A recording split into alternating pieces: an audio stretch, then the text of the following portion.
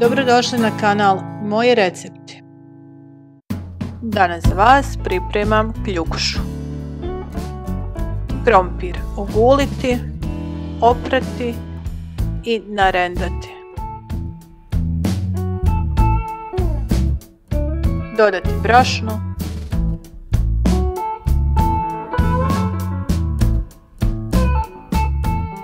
pola kašike praška za pecivo,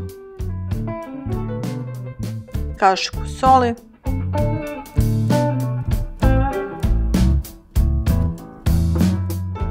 četvrtinu kašike bibera,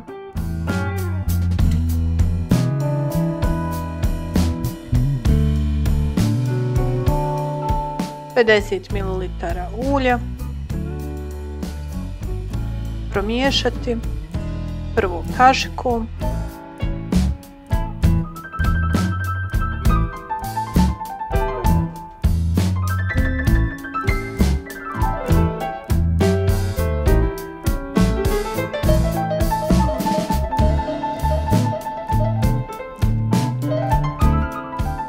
a zatim rukom da bi se sve lijepo sjedinilo.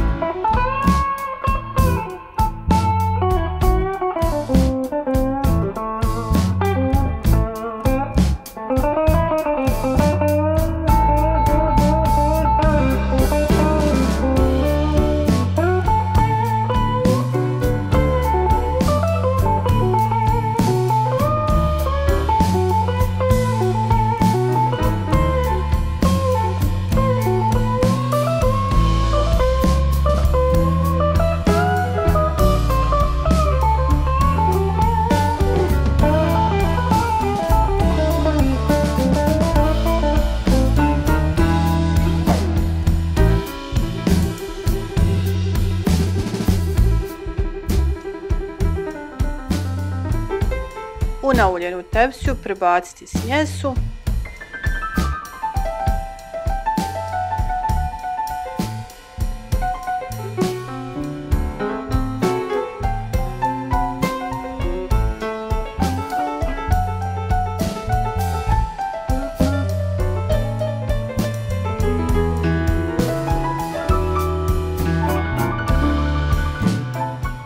i izravnati.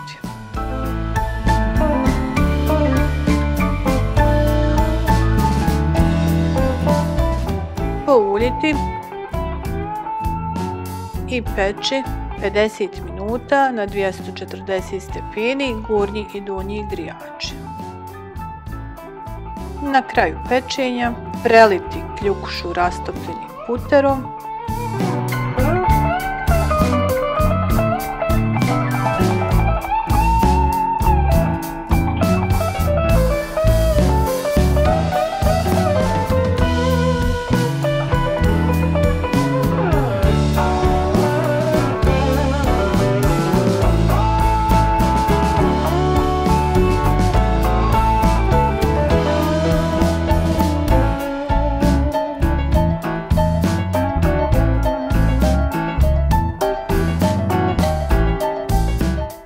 i servirati.